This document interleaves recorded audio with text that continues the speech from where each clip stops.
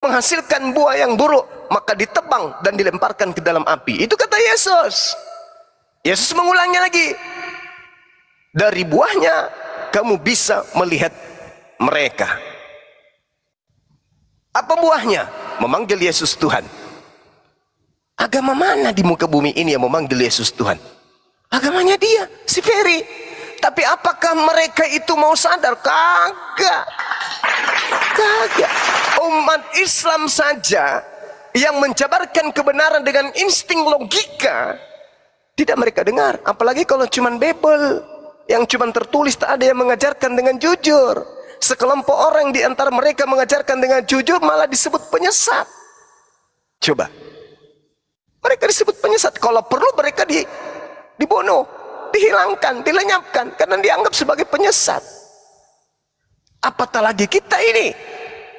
Kita saja ini yang kita sudah koar-koar 24 jam dengan data Bible yang begitu akurat, melakukan pendekatan bahasa, melakukan pendekatan mantik, melakukan pendekatan Bible, melakukan pendekatan Quran, tidak mempan. Karena pada prinsipnya wa kana al-kafiru 'ala rabbih zahira. Itu dia. Prinsipnya itu di situ. Karena dia kemudian menolong iblis untuk durhaka kepada pencipta alam semesta. Nah, itu fakta. Coba, siapa yang diusir, yang memanggil Yesus dengan panggilan Tuhan? Oh, banyak alasannya. Lidahnya dililit. Oh, dililit sampai ke belakang toilet, dililit ke pohon cempaka, dililit lagi turun ke sawah lidahnya, naik lagi tuh, naik ke plafon lidahnya, nanti masuk ke kandang kambing, kandang sapi, melilit lagi tuh ke mobil traktor, masuk ke kapal selam, begitu aja terus lidahnya terusnya sampai dia mati dalam keadaan kekufuran. Kayak gitu. Siapa yang diusir yang memanggil Yesus Tuhan? Nah, nanti tengok jawabannya tuh. Kamu tidak mengerti semua, kamu tidak paham Bible, karena kau tidak ada Roh Kudus dalam dirimu. Kayak gitu-gitu. Padahal di situ sudah sangat jelas. Yang bermujizat dengan menggunakan nama Yesus itu Kristen, bukan Hindu, bukan Buddha, bukan Islam. Tapi dia akan berkelit kalau dia sudah sampai ada titik cahaya sedikit yang dia temukan. Dia mengatakan begini, oh itu Kristen. Nah itu ada yang bisa menjawab sampai situ. Tapi sama aja, oh itu Kristen Bang Suma. Tetapi mereka Kristen munafik. Padahal polanya adalah tak ada Kristen munafik, tak ada Kristen ini. Yang jelas kalau buahnya buruk, maka batangnya tebang. Semuanya kena. Karena aku hanya utusan. Aku bukan Tuhan.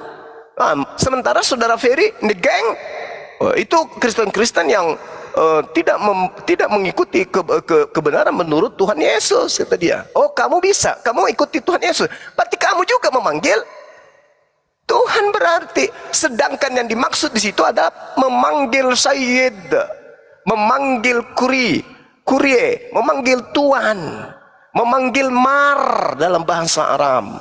Bukan memanggil Tuhan, memanggil Theos, memanggil Allah, bukan. Sedangkan yang memanggil Kurie atau Kurios kepada Yesus itu dua kelompok. Yang memanggil Tuhan itu, yang memanggil Kurios itu kepada Yesus itu ada dua kelompok. Yang pertama adalah pengikutnya yang melakukan kehendak Bapa. Yang kedua adalah penyamar-penyamar serigala yang bukan pengikutnya, yang menggantikan Tuhan Bapa dengan anak Maria. Itu dia. Saya kira begitu Bang Hadi dan juga teman-teman yang lain. Demikian, silakan. Mantap. Jadi sumber utamanya di sini adalah bintang timur. Kalau bintang timur, Lucifer sudah merasuki, sudah susah untuk di restart. Itu ibarat kata komputer itu kompresornya. Kompresornya udah kena. Bicara sedikit Bang Hadi. Silakan. Oke, gini. Sebenarnya dasarnya ya, mulai dari agama Yahudi juga tidak menyembah satu Tuhan loh. Anda percaya itu? Bang Juma, Anda percaya? Enggak. Kecuali Yahudi yang meninggalkan ajaran Tuhan pencipta alam semesta. Jadi saya buktikan ya. Kebenaran Anda agama apa? Saya Kristen Bang. Ya silakan. Oke. Siapa nama Tuhannya Yahudi? Langsung aja. Oke. Ujair. Hah? Ujair. Ujair? Ya. Di mana?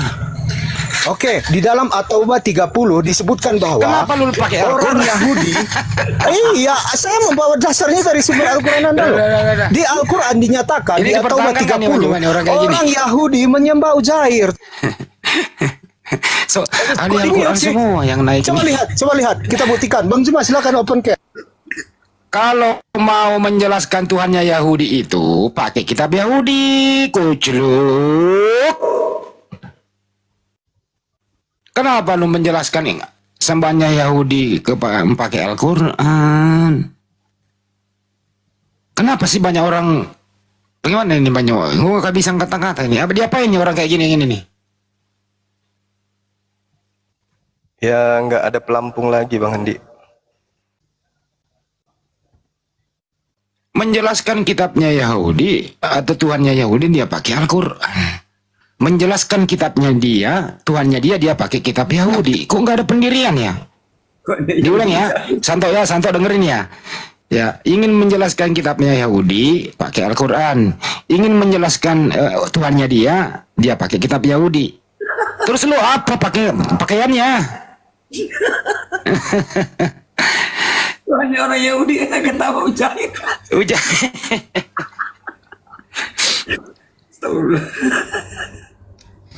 Parah. Ini orang kayak gini belajar di mana ya? Nggak malu bro, malu lah kalau gitu loh. Lu nanya nggak ada pendirian, malu kamu jadi orang Kristen. Kerjanya cuma nyalah-nyalahin orang. Dia sendiri nggak introspeksi diri. Introspeksi diri dulu lah. Pak Restrum silakan tanggapannya Bang. Mengenai tadi penjelasan Bang Juma, silakan. Iya, terima kasih, Yos. Jadi kalau kita melihat dari yang disampaikan teman-teman yang tadi mengaku Kristen itu, ya saya mestinya yang minta maaf karena kami tidak belajar Al-Quran secara sepenuhnya, tetapi kami melalui terjemahan kemudian bertanya kepada rekan-rekan itu yang mesti etikanya, kecuali kalau dia memang memahami dan belajar, dia punya dasar di situ. Kalau enggak ya repot juga. Kemudian tentang secara dogmatis sebenarnya ada beberapa memang pertentangan di antara kami ya terkait dengan bagaimana doktrin tentang Yesus itu didudukkan pada posisinya gitu. Karena memang di yang tidak pernah dibahas di gereja adalah di kitab-kitab karangan Yohanes itu justru tidak pernah dipelajari di gereja. Ini kalau memang saya salah silakan diinterupsi oleh teman-teman Kristen gitu. Sangat tidak ada, apalagi gereja-gereja di aliran terbaru di Indonesia ini sangat menghindari kitab karangan Yohanes ini disampaikan karena akan terjadi kekacauan berpikir kami, kemudian dogma kami akan bergeser gitu. Karena di dalam Yohanes memang Yesus atau Yeshua itu jelas di situ dia memang sebagai, kalau dibilang dia sang firman, iya semuanya berasal dari sang firman, termasuk alam semesta juga dari sang firman gitu kan. Nah, mendudukkannya sudah salah gitu. Dan saya tidak pernah menggunakan kata Tuhan terhadap Yesus gitu. Tapi Lord, saya menggunakan kata Tuhan. Demikian Bang. Sementara dari saya sambil mencari ayat-ayat ini tadi. Kebetulan saya bongkar-bongkar buku juga. Jadi tadi sempat ketemu, cuman Abang Zuma lagi menjelaskan, jadi ya saya tutup lagi. Demikian Bang, terima kasih. Ya itulah. Ada lagi yang mau menanggapi silakan. Bang Juma, gimana ini orang-orang kayak gini? Kita terima lagi nih ya.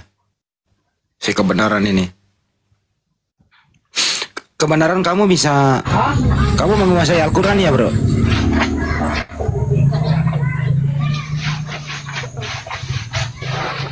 Kebenaran. Namamu kebenaran tapi isinya kok nggak benar semua. Halo. Ya. Ya ya. Kok diturunkan saya bang? Karena kamu mengatakan Tuhan Yahudi, kamu kenapa pakai Al-Quran? Kayak Iya, Yahudi punya saya hanya kitab. melihat faktanya di dalam apa? Di dalam Apakah Yahudi punya kitab? Kenapa nggak pakai kitab Yahudi aja membuktikan Tuhan mereka, bang? Kenapa? Kan ada kitab Yahudi, ada Torah. Itu ya, ada Torah, ada Nevi'im, ada Ketubim. Kenapa nggak pakai itu, bang? Iya bang, tetapi itu kan ada narasi dalam Al-Quran bahwa Kenapa orang pakai Yahudi itu Al-Quran? menyembah Uzair. Ya, Siapa? Yahudi menyembah Uzair. Di mana itu tertulis, Nah, Mas? Yahudi menyembah Uzair. Oke. Yahudi menyembah Uzair itu tertulis di dalam hadis Bukhari 4215. Kita Wih, buka ada ya. ke hadis lagi. Iya, Di karena itu At-Taubah, sejalan kan. At-Taubah. Kalau di At-Taubah dikatakan gini bang, di At-Taubah Udah. Coba aku telepon si Billy dulu, suruh naik ya. mengatakan Uzair itu putra Allah. Jadi Anda nggak percaya sama Al-Quran Anda gitu ceritanya? Saya percaya Al-Quran, tapi saya tidak percaya congormu.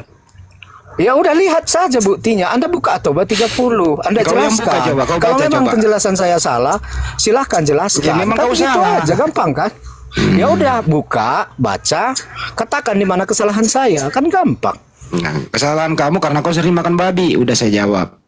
Silakan Bang Jemaah. Ya memang orang-orang Yahudi, tapi bukan semua orang Yahudi, mengatakan bahwasanya Uzair itu atau Esra itu adalah putra bapa, atau di Al-Quran disebut sebagai anak Allah. Kemudian orang-orang Nasrani menganggap bahwa Al-Masih itu putra Allah. Kata Allah di dalam Al-Quran, demikianlah ucapan mereka dengan mulut mereka. Mereka meniru perkataan orang-orang kafir terdahulu. Apa kata Allah? Qatalahumullah. Maka Allah kemudian melaknat mereka. Jadi orang-orang yang berkata bahwa Allah punya anak, baik dari kalangan Yahudi maupun dari kalangan Nasrani, maka dia dilaknat oleh Allah. Itu Al-Quran, surat Taubah, ayat 30, memang betul dikatakan seperti itu. Nah, bagaimana kemudian di dalam Yesaya 66 munculnya orang-orang yang mendewa-dewakan kemudian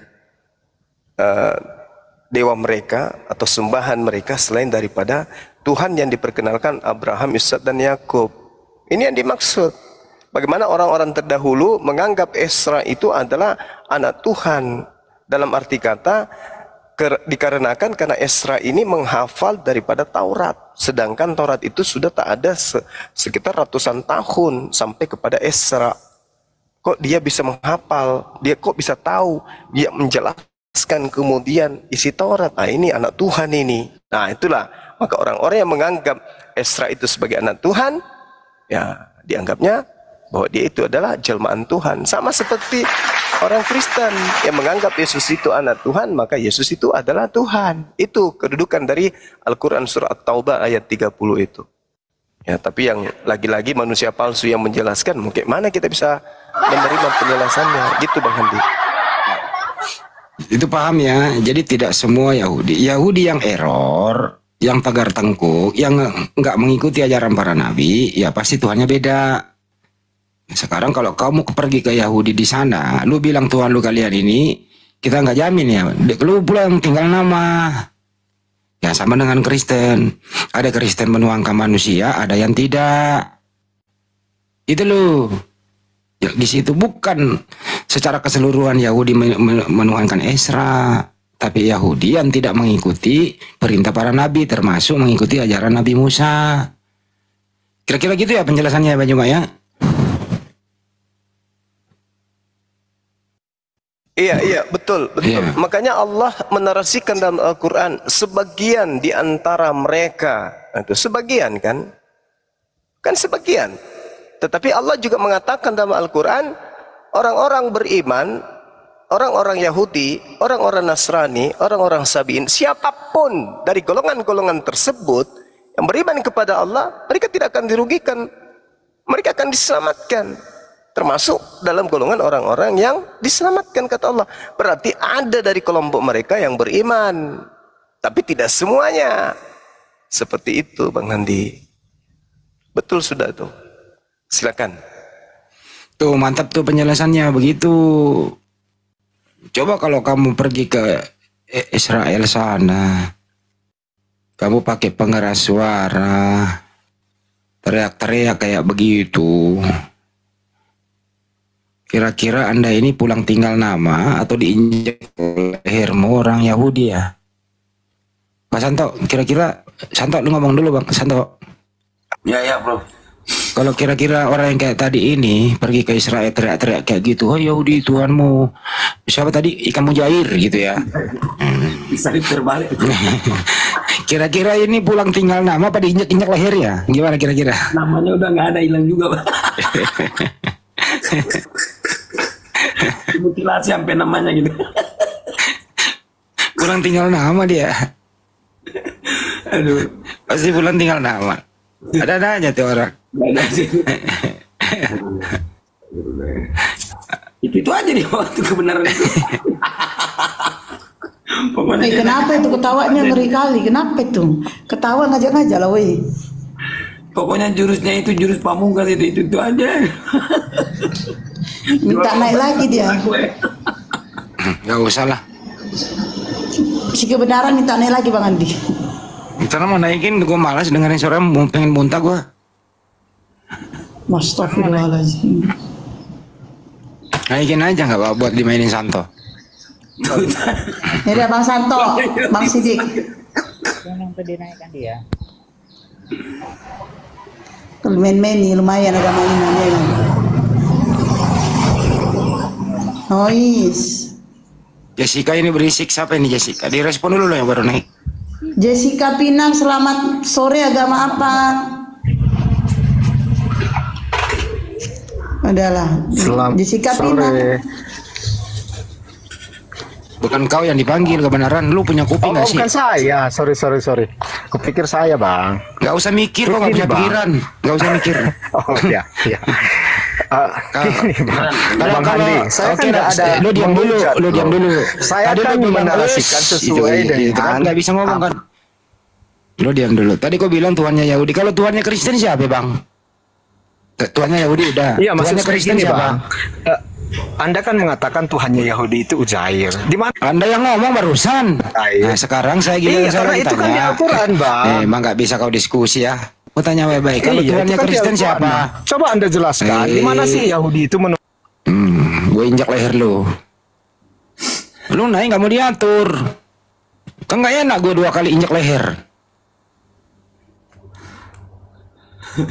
Kan tuanya Yahudi udah, lu mengatakan seperti itu udah dijelaskan oleh Banjuma, ya clear and clear udah. Gitu lah sekarang kita pindah.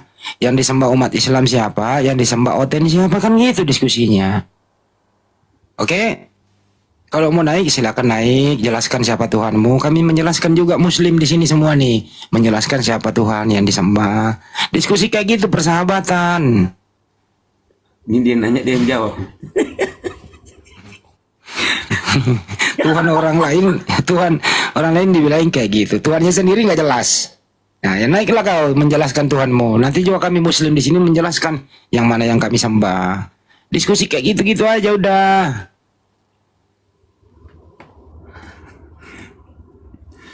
Kalau Ustadz Wafi kan, Bang Andi kan dia memiliki 15 ilmu untuk ulama-ulama itu kan termasuk kan 15 ilmu untuk mentafsirkan Al-Quran kan. Tapi kalau kayak kebenaran tadi udah 16 kali. Kayak beneran aja dia. Bang Andi si Peri minta naik lagi deh Bang. Gak usah lah, males. Gak ada gunanya. Bang Andi, katanya hari Kamis Bang dikirim. Nggak apa-apa. Kalau mau Masya Allah ya. naik, kalau mau naik, kagak usah sok tahu tentang agama orang lain. Naik aja menjelaskan. Banyak loh Kristen-Kristen yang masih galau. Sebagai Anda orang Kristen ya, naiklah. Saya Kristen, saya ingin edukasi saudara-saudara Kristen dimanapun berada, bahwa Tuhan kita itu ini. Tunggu sebentar ya, ada paket. Tunggu. Telepon dari Jokowi. Oke teman-teman yang agama Kristen silakan naik minta permintaannya kan. Terus teman-teman yang Kristen, ayo ini si Bang Sidik lagi monitor dia. Jadi kalian nama Bang Sidik ini Bang Rostrum ini kalau ini dia sudah apa ya? Kenapa nggak sahadat aja Pak Restrum? Anu ya. Saya sudah ngobrol-ngobrol, cuman ya bagaimana nanti dengan Lembaga Bidal Indonesia yang harus saya hadapin, begitu ya, nanti saya dikira musuh mereka dong. Login, ngeri kali bundaku ini. Oh gitu ya. Bun, aku kok nggak ada di layar. Ada? Ada ini, ada. Di Cuman aku Bunda nggak ada. Rama gak ada di rumahku. Aku nggak ada di layar, jaringanku jeleknya. Lanjut. Ada di layar, cuman gak di rumahku nggak ada. Tadi kau manggil-manggil si Engki, kak mana orangnya? Itulah gak tahu aku kemana dia. Mana kau turun ini dulu, naik lah kau. Rostrum. Turun dulu baru naik. Nggak ada. Apa namanya Iya. sih? Pak Rostrum. Bang Sidik, Ya, mana Paus? Paulus. Nah, saya mau tanya ke Pak Rostrum mengenai tentang Kok kan Sultan Bang? Sultan apa ya? Sultan apa? Kok Sultan kan? Jangan sampai kudoakan kau duit bilang pindah ke sini ya Bang. Sukan. Pak Rostrum, saya mau nanya nih Pak Rostrum ya. Ada tadi yang saya dengar yang tadi dari Kristen siapa ya tadi berkata nih Yesus itu menyerahkan nyawanya atau enggak ikhlas menyerahkan nyawanya untuk dibunuh kayak gitu ya. Padahal ada yang satu data yang saya baca di Yohanes itu tentang pengkhianatan Yudas. Pengkhianatan Yudas itu dikutuk oleh Yesus. Malah Yesus berkata kalau boleh yang berkhianat ini yaitu Yudas jangan dilahirkan di muka bumi. Kayak gitu kan. Jadi sebenarnya teori penyaliban atau pembunuhan atau kematian Yesus ini sesuai data atau gimana loh Pak? Gitu. Karena Yesus juga tak mau disalibkan, tak mau dibunuh. Tapi kata Kristen tadi dia bawa Yohanes 10 nomor 17 kalau nggak salah itu. Tapi kan itu beda konteks tentang persaliban dengan yang dikatakan itu kan. Ini gitu ya, itu kan beda konteks. Nah, kalau kita lihat di dalam data-data Bible itu sendiri, Yesus pun menghindari sampai dia ke Taman Getsemani. Ya, Taman Getsemani itu yang saya baca tuh, Taman Getsemani itu kan bukan tempat biasanya berdoa Yesus, bukan. Kalau nggak salah Taman Getsemani itu cuma 2 kali disebutkan di dalam Bible. Sementara tempat biasanya berdoa Yesus itu kalau nggak salah itu di Kuil Sulaiman dan di Bait El, kayak gitu.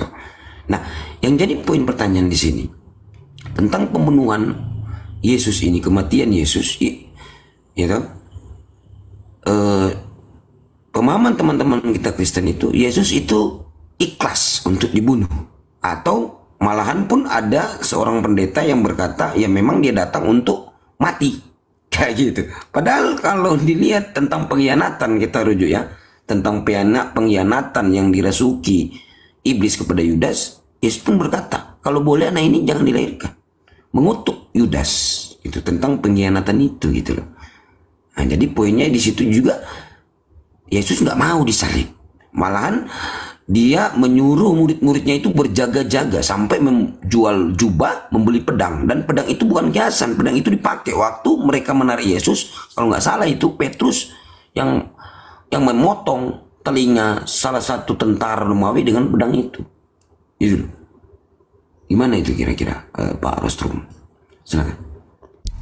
Ya, terima kasih untuk kita masuk ke dalam ya, maaf ya Pak Rostrum. Iya. Oh, memang sudah di dalam sejak lama kan. Jadi begini, saya pisahkan dulu dari konsep kami secara teologis dan dogmatis bahwa satu ada konsep yang disebut dengan keselamatan, yang kedua konsep penebusan dosa, yang ketiga adalah kejadian penyaliban. Ini sesuatu hal yang berbeda. Maaf kalau agak noising ya saudaraku, Bapak Ibu, rekan-rekan, karena saya ada sedikit kegaduhan di sebelah saya. Jadi berarti konteks yang abang tanyakan ini tentang sejarah kejadian penyaliban kan ya? Ini saya mau konfirmasi dulu. Yang ditanyakan itu kan? Iya, tentang kematian itu, pembunuhan. Oke. Nah, saya sudah melepaskan tentang doktrin atau dogma penebusan dan doktrin atau dogma keselamatan. Saya lepas dua itu, saya akan fokus kepada konteks. Secara iman Katolik atau Kristiani, bukan iman, tapi secara kepercayaan kami terkait dengan sejarah, bahwa Yesus itu berdoa kepada Bapa, dalam bahasa Indonesia kepada Tuhan, bahwa dia kalau memang sebentar, karena saya ini tidak di depan data, saya ada di jalan, jadi saya tidak bisa membuka data ya. Saya mengutip sekilas, kalau sekiranya cawan ini berlalu daripadaku, kan itu sering dibahas sama teman-teman Muslim juga. Nah, memang itu berdoa kepada Bapa, dan proses penyaliban itu secara sejarah politis memang itu kami percayai sebagai sejarah bahwa ada sosok yang disalibkan karena dia mengajarkan, dan karena di situ dianggap bahwa dia adalah raja orang Yahudi, menyebutnya waktu itu para pengikut Yesus itu menyebut dialah Mesias yang akan menyelamatkan bangsa Yahudi, bangsa Israel. Nah, disinilah kesalahan konsep daripada teman-teman kita di Kristen Katolik bahwa Bapak datang sebagai manusia, kemudian Bapak ngobrol dengan dirinya sendiri, dan kemudian Bapak di situ berakting mati dan kemudian hidup kembali. Nah, ini nanti ada menjadi lelucon yang akan tidak bisa kami presentasikan dengan baik kepada teman-teman di luar Kristen begitu. Jadi kami percaya ada kejadian penyaliban itu sebagai sejarah, bahwa secara politis pemerintahan saat itu tidak ingin ada satu sosok yang diidolakan atau sosok yang mampu mempengaruhi melebihi kekuasaan pemerintah yang berkuasa. Seperti itu, Abang, secara singkat. Terima kasih. Iya, jadi gini, mungkin saya bisa ulangi lagi ya sedikit. Yang maksud saya gini loh Pak, tentang tentang Yesus ini kan gitu. Kalau dilihat dari data-data yang saya baca tuh, Yesus nggak mau sebenarnya dibunuh, ya kan? Nggak mau, nggak ingin dia dibunuh kan, malah dia sempat menghindari sampai dia berdoa kan, jauhkanlah beban ini daripada aku, sampai turun pula malaikat kan gitu untuk menguatkan Yesus. Yang saya maksudkan di sini, Yesus itu kalau dalam kekristenan teman-teman kita Kristen sering berdiskusi, Yesus itu kemauannya dia gitu loh, untuk mati dibunuh kan, gitu. Ini kita berbicara tentang kematian ikhlasnya Yesus katanya gitu loh, sampai dibawa Yohanes 10 nomor 17 tadi itu, menyerahkan nyawa. Padahal kalau dilihat dari itu, kalau memang dia ikhlas atau rela dibunuh, mati ya atau disalib. Nah, saya mungkin lanjut ke penebusan dosa itu, untuk menebus dosa manusia. Kalau Bapak kan udah nggak mengimani itu, cuman tentang keikhlasan dirinya ini loh, untuk mati rela dibunuh, ya toh, menyerahkan dirinya kayak gitu. Padahal kalau kita lihat di dalam konteks itu, ya di dalam konteks data itu, enggak loh, dia nggak ikhlas, nggak menerima tentang pembunuhan yang akan diadakan kepada dia kan gitu. Sampai dia mengutuk Yudas. Kalau boleh kan, itu makanya saya katakan, kalau boleh Yudas ini jangan dihidupkan karena dia berkhianat.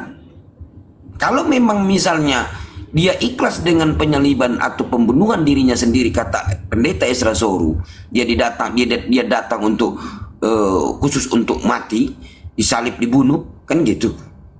Gak nyambung kan di sini. Kalau memang seperti itu, kenapa harus mengutuk Yudas? Ya tak? Gitu loh. Terus kenapa juga harus dia berdoa? Kalau boleh, datanya di mana ya? Ntar saya lihat. Cawan ini atau beban ini, kan gitu ya, diangkat daripadaku. Nah, kalau kita lihat ya, di dalam Ibrani 5 nomor 7, itu kan jelas di situ. Diselamatkan dia daripada maut. Maut ini kan kematian, berarti diselamatkan daripada kematian gitu loh. Nah, makanya data-data ini Yesus yang mana sebenarnya kan gitu ya. Ini kalau dalam versi-versi yang di dalam Bible itu kan ada Yesus di dalam Kisah Para Rasul 12 nomor berapa itu, mereka berselisih tentang itu pun kata Paulus bahwasanya Yesus tidak mati. Mereka berselisih paham. Tambah juga di dalam Ibrani 5 nomor 7 kan, diselamatkan karena dia orang yang soleh, didengarkan doanya, diselamatkan daripada maut. Maut itu kan kematian. Berarti di situ memang Yesus nggak mati, gitu loh. Terus itu ya yang saya sebelum masuk lagi ke data-data gitu lah tentang Lukas 24 44 45 46 itu kan akan mungkin nyambung ke situ, karena di situ berkata, Lukas menuliskan Yesus ini mati dan bangkit pada hari yang ketiga tertulis dalam 5 kitab Musa. Nah, 5 kitab Musa ini setelah dicari nggak ada gitu loh. Nah, terus masuk lagi ke tanda Yunus. Tanda Yunus, Yesus memberikan tanda Yunus. Tanda Yunus berarti Yunus gak mati. Yunus kan berdoa dalam perut ikan, gitu loh. Jadi Yesus ini sebenarnya gak mati, gak rela juga disalib, ya tak? Gak rela dia dibunuh, karena kan tidak ada secara eksplisit Yesus berkata bahwasanya aku datang ya untuk mati dibunuh, kan gitu. Untuk menebus dosa manusia, kan tidak ada juga itu. Kayak gitu lah Pak. Lanjut Pak Rostro. Assalamualaikum warahmatullahi wabarakatuh. Ya, bisa saya lanjut? Lanjut Pak Rostro.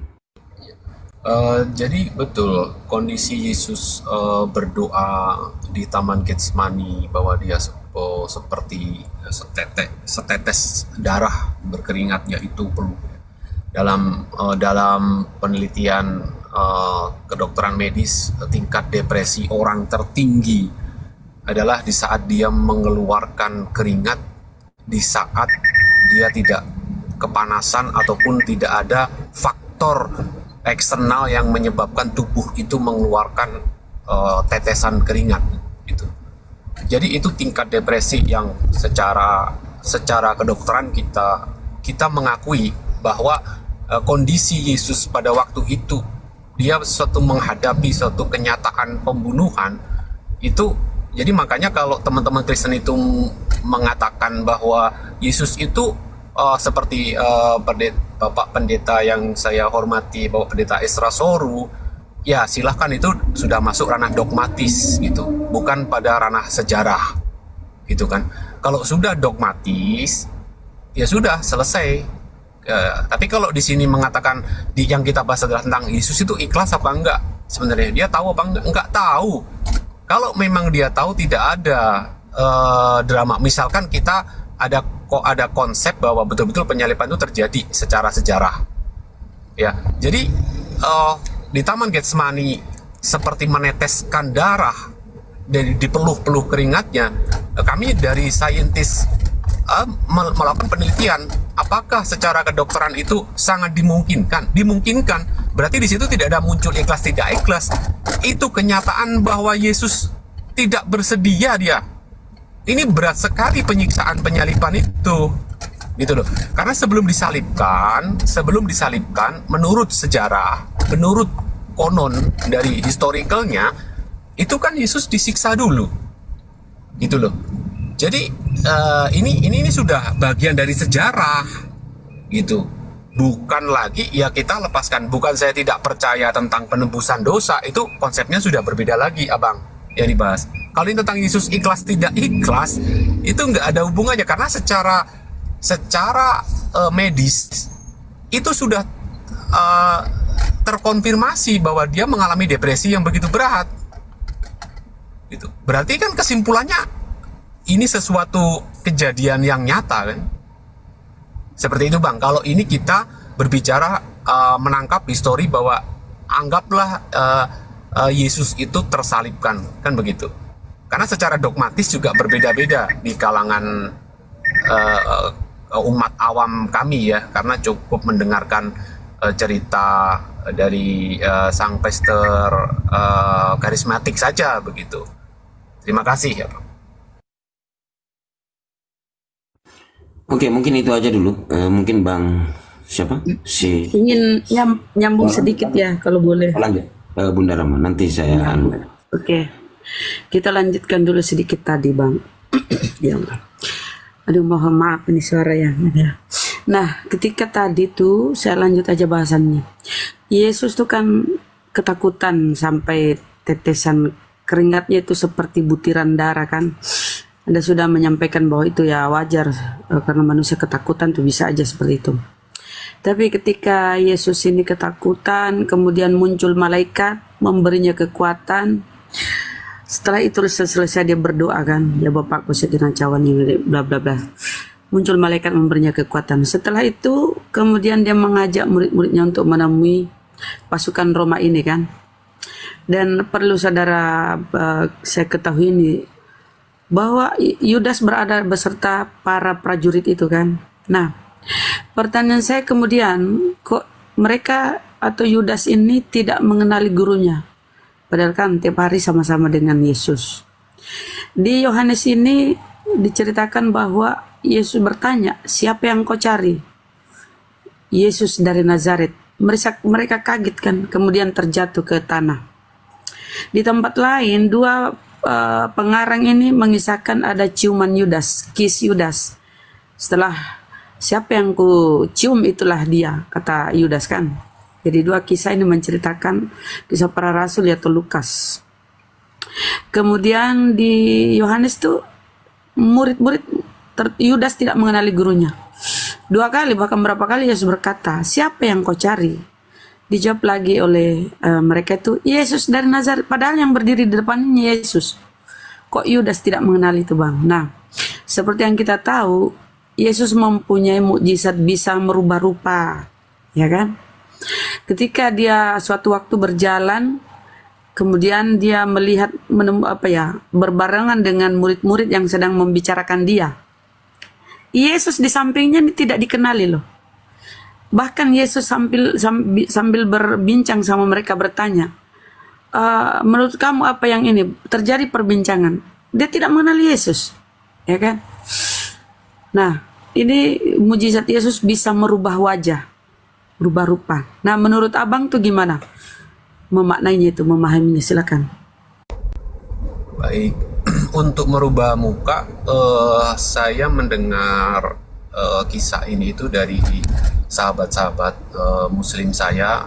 Saya mendapatkan cerita juga tentang versi tentang proses penyaliban itu ya. Berarti yang ingin Bunda tanyakan jawaban dari saya ini adalah menurut sejarah yang kami kumpulkan dan percayai saat ini, atau seperti apa Bunda? Iya, menurut kami apa yang disampaikan oleh Al-Quran kami bahwa Bismillahirrahmanirrahim, wa ma qataluhu wa ma salabuhu walakin subbiha lahum. Mereka tidak menyalibnya dan tidak pula membunuhnya, melainkan yang dibunuh itu yang diserupakan. Saya ingin masuk ke situ bahwa di Bible pun dikonfirmasi bahwa Yudas tidak mengenali gurunya yang di depannya ini. Murid-murid yang tadi yang berbarengan di jalan itu lagi membicarakan tentang sesuatu peristiwa tentang kematian Yesus, ini tidak mengenali pun Yesus yang lagi jalan di sampingnya. Artinya yang disalib itu yang diserupakan. Ya, terjadi memang pembunuhan, penyaliban, tapi bukan Yesus, tetapi yang diserupakan. Banyak data-data di Bible yang merujuk bahwa Yesus itu tidak disalib. Karena bagaimana mungkin seorang yang sebaik Yesus yang menyampaikan ajaran-ajaran dari Allah, firman Allah, kok sampai dikatakan dia mati terkutuk? Ya, kira-kira dosa apa? Dan kalau kita merujuk kepada apa yang disampaikan Paulus, terkutuklah orang digantung di kayu salib. Ya, karena dia mengutip di Ulangan ya. bahwa memang ada tertulis di perjanjian lama bahwa orang-orang yang digantung itu udah sepatutnya dia digantung karena melakukan sesuatu dosa yang besar. Nah, kan bertanya-tanya lagi nih, apa sih kira-kira dosa Yesus yang mengharuskan dia digantung begitu? Dan itu menandakan yang digantung itu orang-orang terkutuk. Artinya sudah melakukan sesuatu dosa yang luar biasa gitu loh. Semacam makar, penghinaan, penghujatan atau pemberontakan segala macam gitu, Pak. Silakan. Apakah pantas Yesus seperti itu? Baik, jadi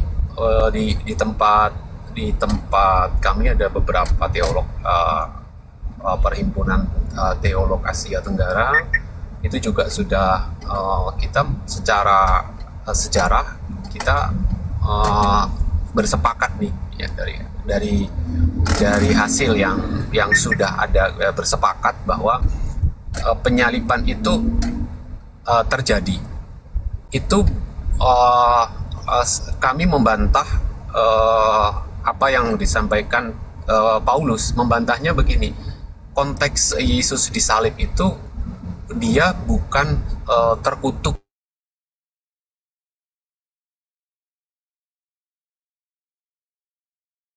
Itu sangat membuat suasana politik tidak bagus menurut pemerintah.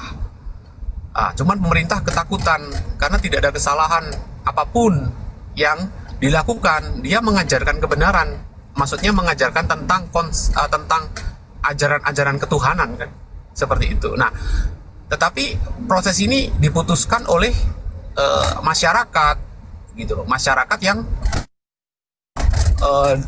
terjadi gejolak karena Mesias yang dianggap ini bukan Mesias yang menyelamatkan. Nah, ini ada satu kesalahan. Saya koreksi. Ada satu ketidaktepatan, ada misleading dalam pengajaran dogma gitu loh. Ya, sedangkan secara politik sejarah bahwa Yesus ini dihukum itu bukan karena dia sebagai orang yang terkutuk, tapi dia dihukum oleh beberapa usulan mayoritas pemegang hak suara pada masa itu, diserahkan kembali kan. Ini bagaimana?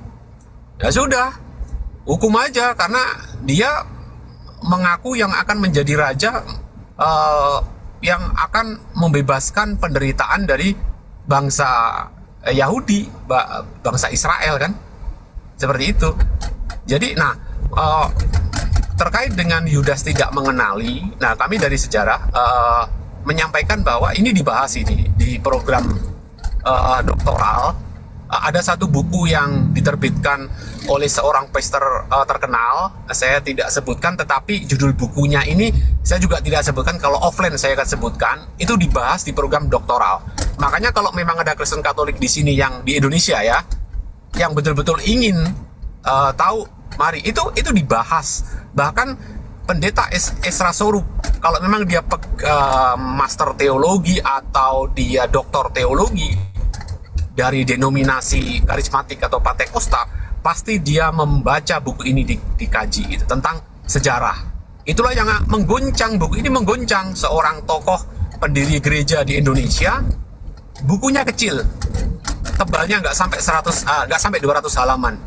Tetapi itu mampu menggoncang sampai dengan doktoral sampai sekarang, dan tidak pernah ditemukan atau disepakati antitesis atau yang membantah tentang buku tersebut. Dan itu dibahas sampai ke luar negeri buku tersebut. Ini ada satu tokoh. Nah, kembali kepada Yudas, tidak mengenali. Satu, konteks pada saat itu adalah, bahasa sederhana saya adalah penggerebekan.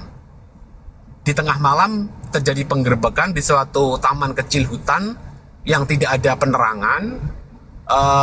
Ya pada saat itu konteksnya banyak warga-warga atau bangsa Yahudi itu yang berambut panjang, bentuknya berjenggot sama, berjubah sama pada waktu malam. Nah, akhirnya bingung mengenali ini yang mana gitu.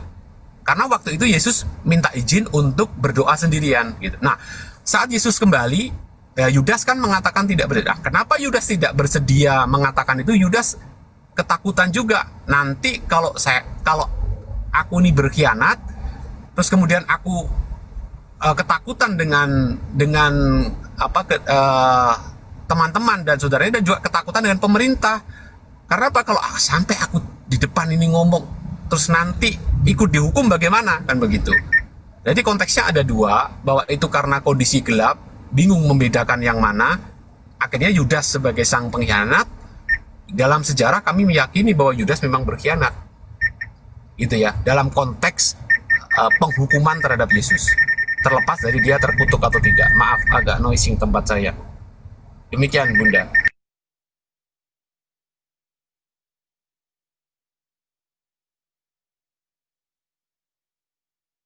Mungkin Gurunda mau masuk atau belum? Enggak, Gurunda? Abang cuma kayaknya ini deh mau maghriban, menjelang maghrib kan. Oke, dikit lagi kalau gitu. Nah, kalau kita baca di Yohanes itu, Banyak Pak, lagi lah kok, dikit lagi. di Yohanes tadi itu yang saya sampaikan tuh, para prajurit itu membawa suluh, membawa lantera. Artinya bukan gelap ya, ada cahaya karena dia membawa suluh, membawa lantera, penerang. Tapi oke. Kita sebagai orang yang tentu bisa berpikir ya, kok Yudas tidak mengenali padahal ini dalam keadaan terang. Dan Anda tadi sudah mengkonfirmasi ya, bahwa keempat ini adalah karangan-karangan, karangan Lukas, karangan ini. Jadi kalau sudah Anda imani sebagai sebuah karangan, ya kalau karangan ini kan ya namanya sebuah cerita yang diada-adakan gitu loh, belum sesuai, tidak sesuai dengan keadaan yang sebenarnya, itu karangan. Nah, ketika kita temui di dalam Bible ini antara satu penulis dengan penulis lain ini saling bertentangan ya, karena memang itu karangan ya. Di tempat lain dikatakan ada Yudas maju kemudian mencium Yesus dan disampaikan bahwa itu adalah pengkhianatan Yesus. Kisah Yudas, dua penulis ini mengisahkan itu ya, tapi di tempat lain beda lagi kisahnya. Nah, ya betul, ini karangan. Karangan, kembali lagi aku sampaikan bahwa karangan itu adalah sesuatu yang tidak berkesesuaian dengan fakta yang sebenarnya. Nah, berarti ini kan masih apa ya, kalau saudara-saudara Kristen ini mau berpikir bahwa ya kok saya mengimani sesuatu yang dibuat-buat, sesuatu karangan, harusnya berpikir seperti itu Bang ya. Tapi itu kembali pada pemikiran Anda, iman Anda. Tapi saya ingin kembali ke Yohanes 11. Tolong kita tengok ke Yohanes 11 ya. Di situ judul perikopnya, sebab musabab pembunuhan Yesus, persekongkolan pembunuhan Yesus. Satu perikop itu diceritakan bagaimana kisah Yesus itu sehingga ingin dibunuh. Yohanes 11 itu Bang ya. Dan di penutup perikop itu dikisahkan bahwa Yesus itu dikejar kemana-mana dalam pencarian. Akhirnya dia ngumpet kemana-mana kan. Yesus tidak muncul lagi di depan umum. Nah, menyambung kepada apa yang disampaikan saudara saya Bang Santo tadi, bahwa memang Yesus ini tidak ikhlas untuk dibunuh. Dia kabur. Dia sempat kabur kemana-mana kan.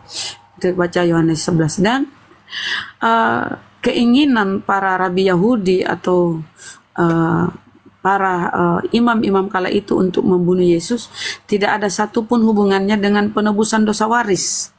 Gak ada satupun Bang. Kalau kita kolerasikan ke pengajaran Paulus bahwa akibat kesalahan seorang di Roma kan, akibat kesalahan seorang yaitu Adam, sehingga semua manusia jatuh ke dalam dosa. Sehingga akibat ketaatan seorang maka semua manusia terbebas dari dosa. Ini pengajaran Paulus di Roma ya, bahwa karena ketidaktaatan Adam semua manusia jatuh ke dalam dosa.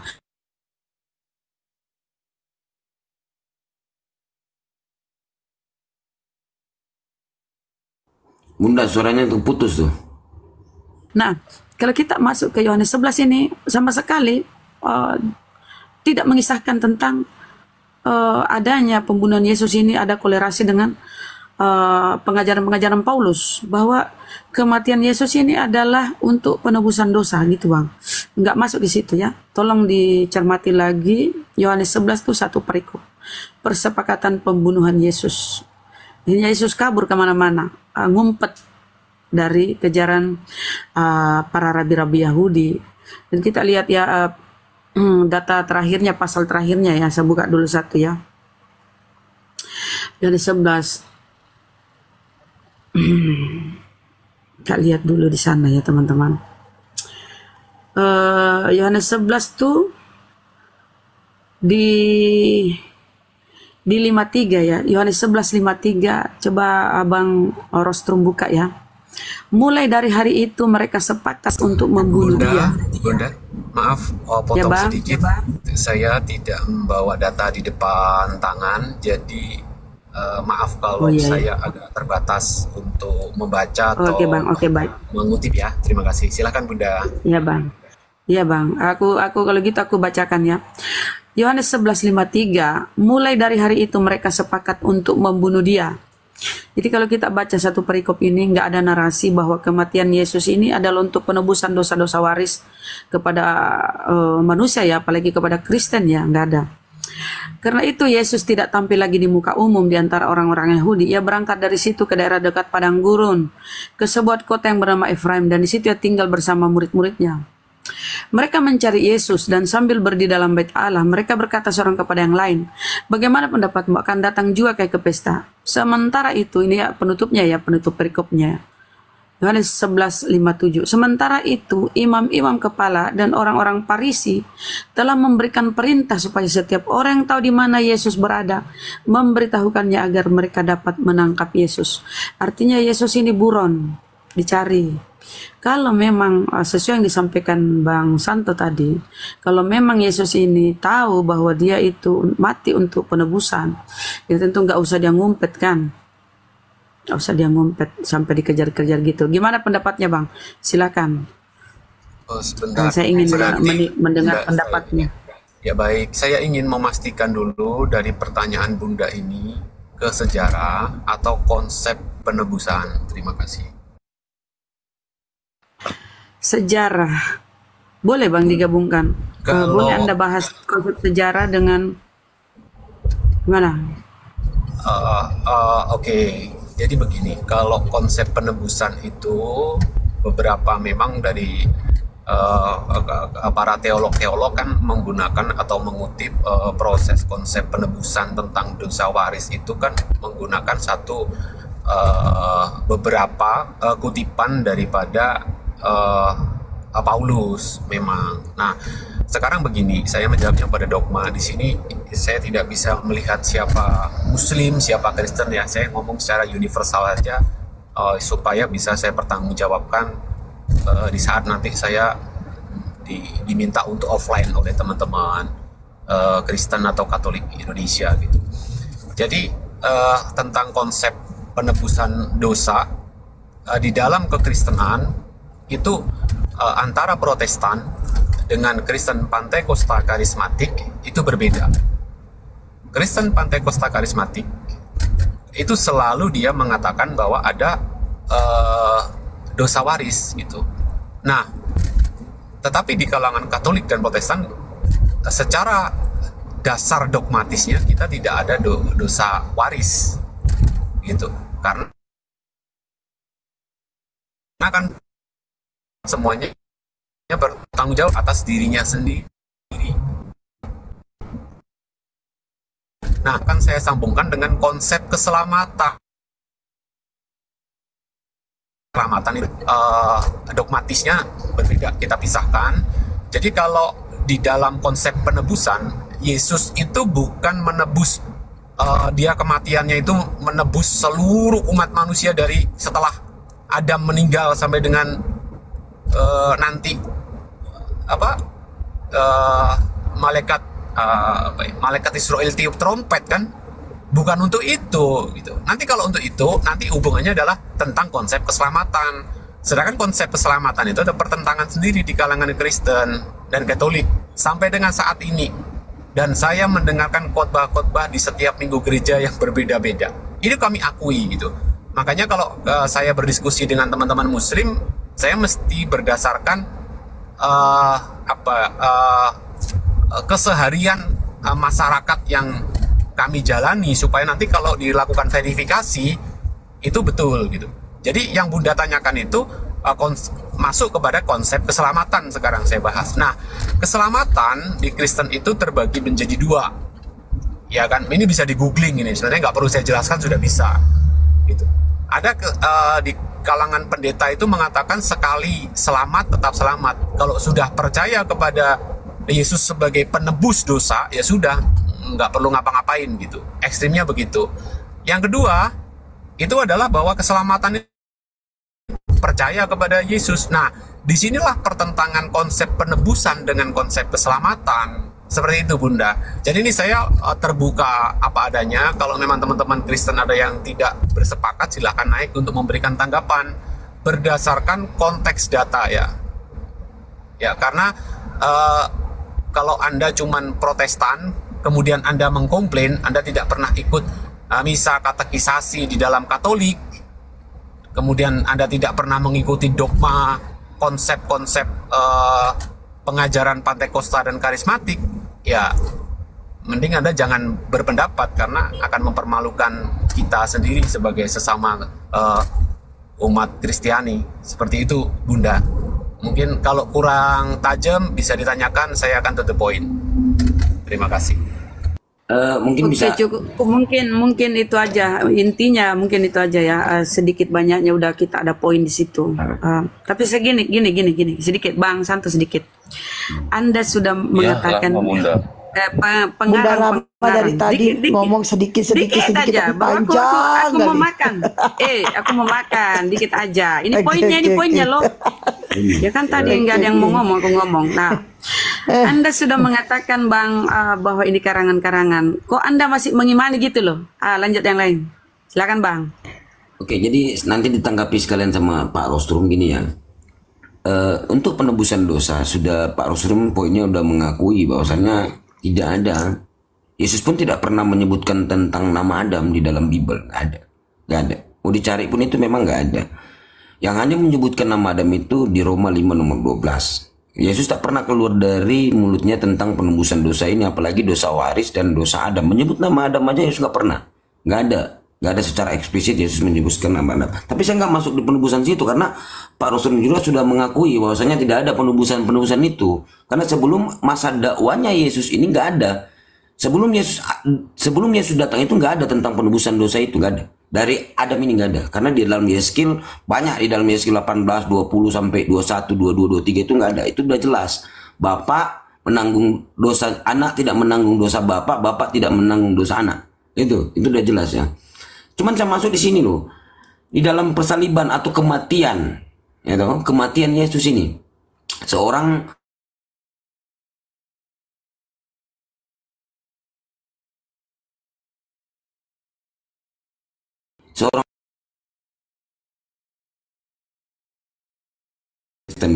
di dalam Lukas 22 nomor 44 gini, ia sangat ketakutan dan makin bersungguh-sungguh berdoa, peluh menjadi seperti titik darah yang bertetesan ke tanah. Ini berdoa loh. Kita aja yang bukan utusan Tuhan nih, banyak doa kita yang dikabulkan oleh pencipta langit dan bumi. Apalagi sang utusan kan gini. Ini tentang pembunuhan, tentang kematiannya ini, mau disiksa, mau diapain kan gitu loh. Sang utusan, bagaimana mungkin gitu loh. Tuhan itu nggak mengabulkan gitu loh, kan gitu. Tapi kita merujuk ke data ya. Kalau kita lihat di dalam Ibrani 5 nomor 7, ini kata Paulus pun ini. Jadi di sini dapat, kalau saya tarik lebih jauh, misalnya Galatia 3:13, dia mengatakan di situ mati, terkutuk, ya kan? Tapi di sini coba lihat. Jadi data-data ini, sebelum masuk ke lebih jauh tentang data-data Paulus ini yang tulisan-tulisannya ini, 14 suratnya ini, kalau saya lihat berkontradiksi gitu.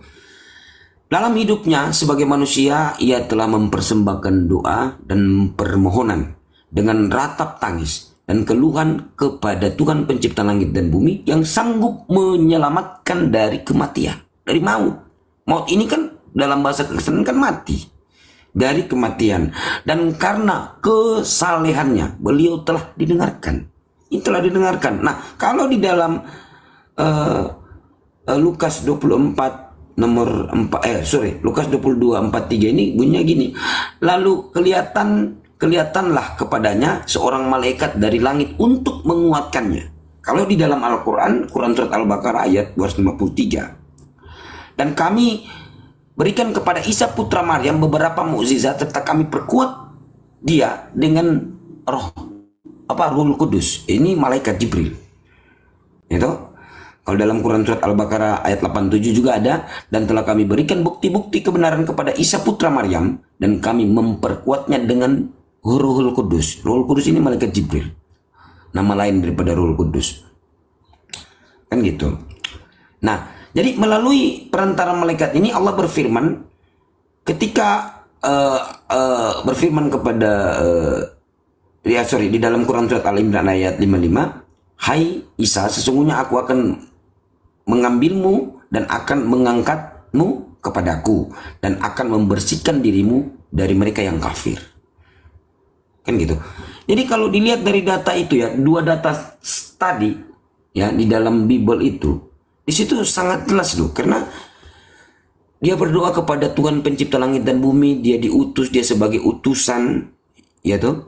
Kita aja bukan utusan nih, bukan utusan Tuhan, hanya makhluk ciptaan Tuhan yang fana ini.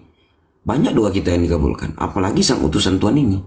Kalau kita kembalikan juga di data, ternyata dia didengarkan, diselamatkan daripada kematian itu.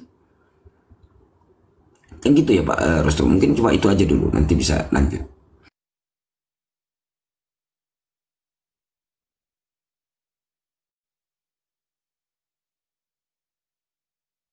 Pak Rostru. Oh iya, maaf ya, saya kira belum selesai kan, saya menunggu wasit kan, tidak sopan untuk saya bercakap tanpa di ini. Tadi untuk yang Bunda tadi pertanyaannya saya lupa nih sambil jalan. Kalau untuk Abang Santos tadi saya di awal sudah menjelaskan, maaf kalau saya tidak menguasai konsep Muslim tentang Yesus, tentang Isa ya, karena saya juga masih tahapan belajar konsep Yesus menurut Muslim. Saya masih belajar, jadi saya tidak bisa menjelaskan atau menyandingkan atau mengkontradiksikan antara penilaian atau konsep Muslim tentang proses penyaliban Yesus itu. Dan saya tadi sudah menjelaskan bahwa ada 3. Satu, tentang proses penyaliban atau kejadian penyaliban ini. Di sini ada 3. Satu, secara sejarah penyaliban. Yang kedua, nanti akan dihubungkan dengan doktrin atau dogma penebusan dosa. Dan yang ketiga, itu nanti akan dihubungkan lagi dengan doktrin atau dogma tentang keselamatan. Seperti itu Abang. Jadi kalau ini Abang bertanya, tadi itu saya ingin bertanya lagi nih, Abang ini ingin saya jabarkan yang di konteks mana gitu. Seperti itu Abang. Jadi mohon maaf kalau saya tidak bisa menjawab atau mengklarifikasi atau saya berapologet kan dengan konsep ini yang saya tidak memahami Muslim. Saya masih belajar sekarang tentang Muslim, seperti itu Bang. Iya. Saya ngerti. Jadi gini Pak, maksudnya gini, kan ada satu oknum yang dilahirkan dari seorang perawan yang tanpa hubungan biologis, kan gitu ya. Nah, oknum ini ya yang dibahas di dalam Bible, ada di dalam Bible dan juga di dalam Al-Quran, kan begitu. Cuman kalau kita, ini saya kembali kepada data yang tadi yang saya bacakan tadi, ya kan? Tentang data-data yang di Bible itu, misalnya yang saya bacakan tadi itu di dalam Lukas berapa itu, sama Ibrani 5 nomor 7 itu. Jadi di situ kan dia berdoa meminta pertolongan kan, di dalam Lukas nomor 2244 itu. Ia sangat ketakutan dan makin sungguh-sungguh berdoa. Peluhnya menjadi seperti titik darah yang bertetesan ke tanah. Ini kan tentang mau dibunuh gitu loh. Dia mau dibunuh, diseret, mau dibunuh, disiksa, diludahi, ditempeleng kan gitu ya. Ya kan, seorang utusan ini, seorang utusan Tuhan yang Pak Rostrum juga mengakui bahwasannya dia ini hanyalah utusan. Oke, kita udah sepakat di situ. Nah, sang utusan ini berdoa kepada Tuhan yang mengutus dia gitu loh. Nah, makanya saya kembali misalnya analoginya gini ya. Aku saja bukan utusan Tuhan. Hanya ciptaan manusia yang fana, banyak dosanya. Tapi banyak doa saya dikabulkan. Apalagi sang utusan ini. Tapi saya nggak masuk ke logika itu kalau nggak berbasis data. Nah, kalau data di dalam Bible, makanya saya baca tadi di dalam Ibrani 5 nomor 7 itu kan, dalam hidupnya sebagai manusia ia telah mempersembahkan doa dan permohonan dengan ratap tangis dan keluhan kepadanya yang sanggup menyelamatkannya dari maut. dan karena kesalehannya beliau telah didengarkan. Nah, jadi di sini sebenarnya kalau dilihat dari data-data kekristenan itu sendiri atau di dalam Bible itu, bahwasanya dia ini diselamatkan, tidak mati, tidak disalibkan gitu. Kalau mau lihat dari mujizat-mujizat Yesus yang ada di dalam Bible itu pun sendiri, dia kan bisa merubah wajah, kan begitu ya. Kalau kita tarik lebih jauh tentang data-data itu, kan begitu. Tapi memang poinnya di sini dia kayaknya diselamatkan, ini nggak disalib, nggak mati pula dia ini, karena didengarkan kan. Itu data yang apa ya, yang ada di dalam Bible itu sendiri gitu loh. Dan kalau kita lihat tentang yang digantung ini di salib ini, di dalam Ulangan 21 nomor 23, sebab orang yang digantung terkutuk oleh Tuhan, janganlah engkau menajiskan tanah yang diberikan Tuhan Allahmu kepadamu menjadi milik pusaka. Nah, kalau di dalam Al-Quran surat Al-Maidah ayat 33, sesungguhnya pembalasan terhadap orang-orang yang memerangi Allah dan Rasulnya serta membuat kerusakan di muka bumi hanyalah mereka dibunuh atau disalibkan atau dipotong tangan dan kaki mereka, ya tahu, dengan bertimbal balik atau diusir dari negerinya. Yang demikian itu adalah suatu penghinaan untuk mereka di dunia dan di akhirat. Mereka beroleh azab yang besar. Nah, hukum salib sebagai ganjaran bagi orang yang menantang Tuhan dan Rasulnya, kan begitu, sebagai firman Tuhan yang di atas tadi. Di dalam perjanjian lama juga itu ada, ya. Terus di dalam Al-Quran ini saya kasih aja data-data gitu loh. Nah, sekarang bagaimana pula Yesus harus dikatakan telah disalibkan? Apakah Yesus merupakan musuh Tuhan sehingga harus dihukum salib gitu loh? Kan begitu, Pak. Apakah dia ini musuh Tuhan atau kekasih Tuhan gitu loh? Kan dia utusan nih, bukan musuh Tuhan. Karena kalau di dalam ulangan tadi, ulangan berapa tadi? 21, 23 itu, sebab seorang yang digantung terkutuk oleh Tuhan, janganlah engkau menajiskan tanah yang diberikan Tuhan Allahmu kepadamu menjadi milik pusaka. Nah, ini kan dia utusan, bukan musuh Tuhan ini.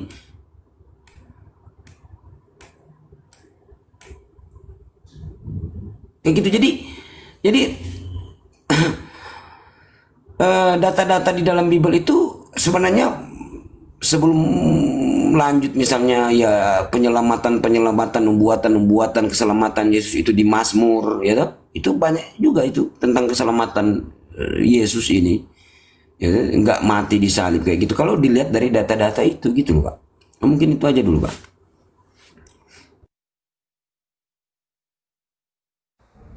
Iya, Abang. Terima kasih. Mungkin saya tambah sedikit 1 detik itu, karena di dalam Galatia ada tertulis terkutuklah orang yang digantung di kayu salib. Nah ini, ya kan? Komparasi dengan ulangan tadi itu, ulangan 21, 23 itu. Hukum salib kan sebagai ganjaran bagi orang yang menantang Tuhan. Nah di sini kan Yesus emang menantang apa kepada Tuhan? Dia kan utusan Tuhan, menantang apa dia kepada Tuhan? Kayak gitu. Gitulah. Jadi ya coba maksudnya tanggapan Pak Rostrum aja lah. Silakan. Tadi sudah saya jelaskan waktu ditanyakan oleh Bunda siapa tadi ya, mungkin di 30 menit yang lalu Abang, atau 40 menit yang lalu. Itu saya memisahkan ada 3, dan kalau memang konteksnya ditanyakan tentang sejarah, saya sudah jawab. Berarti kita berbicara tentang sejarah. Kemudian kalau sudah berbicara tentang dogma juga tadi sudah saya sampaikan, mungkin kawan-kawan, rekan-rekan ada yang menyimak sejak awal. Jadi itu tanggapan kami, mungkin tanggapan saya, dan pertanyaan Abang mirip sama dengan Bunda tadi yang izin makan atau bagaimana tadi ya, mungkin itu Abang. Jadi kalau memang dari Abang, misalkan ini kan diskusi ya, dari Abang menyampaikan misalkan memang ada satu tembok pemisah yang cukup tinggi di situ antara pemahaman Kristen dengan Muslim, bahwa perbedaannya adalah kalau di Kristen, di Kristiani itu kan secara sejarah mengakui tentang proses penyaliban kepada Yesus, penghukuman kepada Yesus. Tadi sudah saya jelaskan secara sejarah ya Bang. Saya tidak masuk kepada dogma. Ya. kepada dogma itu nanti itu akan nyambung kepada satu konsep yang namanya penebusan dan konsep yang namanya konsep keselamatan gitu. Jadi kalau dari sisi sejarah saya mengulang lagi bahwa memang ada satu tembok pemisah antara antara tempat saya dengan tempat abang ini tentang perspektif Yesus itu disalibkan atau tidak, kan seperti itu. Nah, saya juga melakukan komparasi dan memang saya tahap belajar, jadi saya tidak mungkin akan bisa memuaskan atau istilahnya bisa melakukan sharing pengetahuan karena tentang konsep Yesus tidak disalib atau digantikan dengan orang versi Muslim ini saya dalam tahap belajar juga abang. Saya memang mencari secara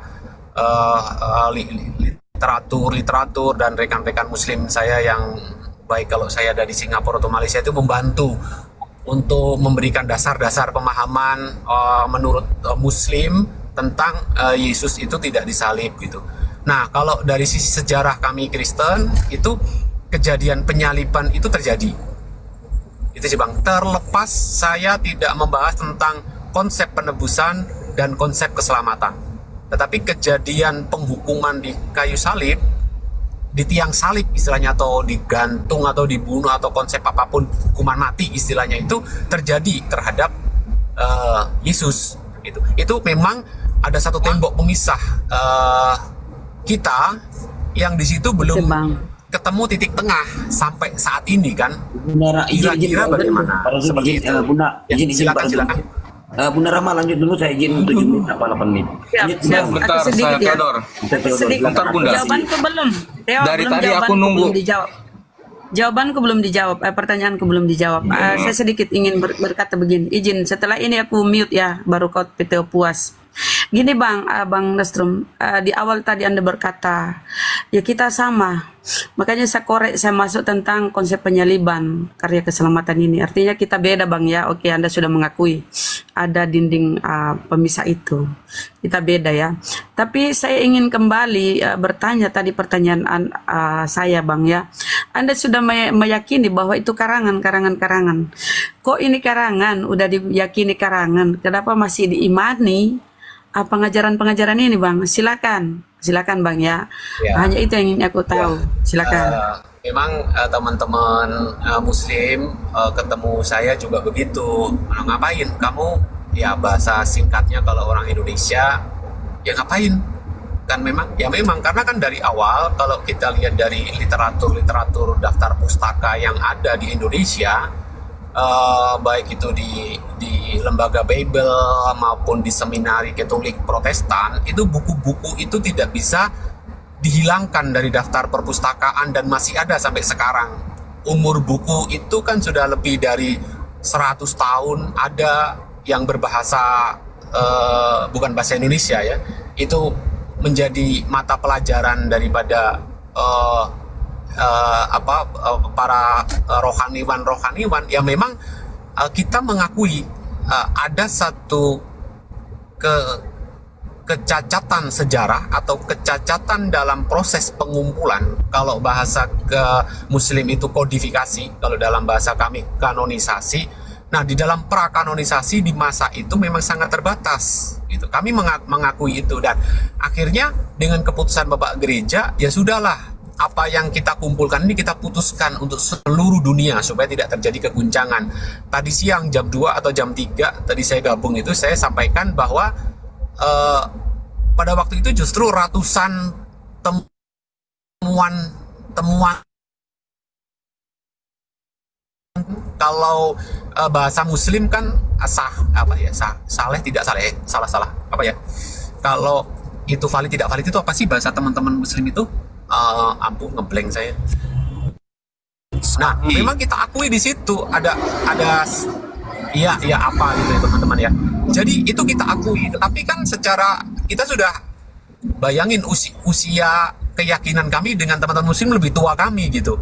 Bagaimana kami harus merombak? Nah, apa yang kami ini kita akui sebagai kekurangan, akhirnya kita perbaiki dengan dalam konsep kita di jemaat atau jemaat yang masa kini ini bagaimana? Ini kan menjadi PR. gitu. Sedangkan kan sekarang gereja-gereja masa kini apalagi di Indonesia itu konsepnya sudah lebih kepada komersial daripada memberikan dasar-dasar keimanan gitu. Saya kasih contoh di beberapa waktu Komal yang lalu, ada satu pastor, silakan Anda googling sekarang Bunda, ada pastor itu di Singapura juga kena undang-undang gitu loh, karena juga lebih komersil.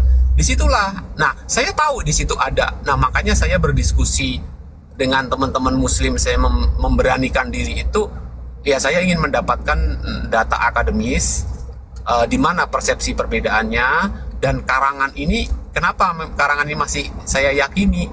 Saya dapat warisan keyakinan dari keluarga turun-temurun, Bunda. Jadi, nah kan pemahaman saya kan berjalan seiringnya waktu usia, saya menempuh pendidikan, saya berdiskusi dengan banyak orang secara kultur yang berbeda. Disitulah saya membuka diri untuk berdiskusi, untuk menemukan satu konsep atau satu kesamaan terhadap konsep ketuhanan itu seperti apa, seperti itu Bunda. Jadi ya kenapa saya yakini ya, saya dapat warisan dan saya menggunakan konteks tekstual kritisism, kemudian saya menggunakan pendekatan sejarah, saya menggunakan akademis ini ya berjalan seiringnya waktu, ya memang ini proses yang saya jalani Bunda. Itu Bunda, terima kasih. Oke, makasih Bang. Itu iman Anda ya. Lanjut yang lain. Di sini maghrib, lanjut. Baik, Pak Rostum, terima kasih atas waktunya ya. Ini mungkin menjadi pertanyaan saya yang terakhir saja, begitu ya. Insya Allah nanti dari jawaban Pak Rostum itu bisa memberikan pembelajaran ilmu pengetahuan kepada saudara-saudara Kristen ya untuk memahami konsep kekristenan ya.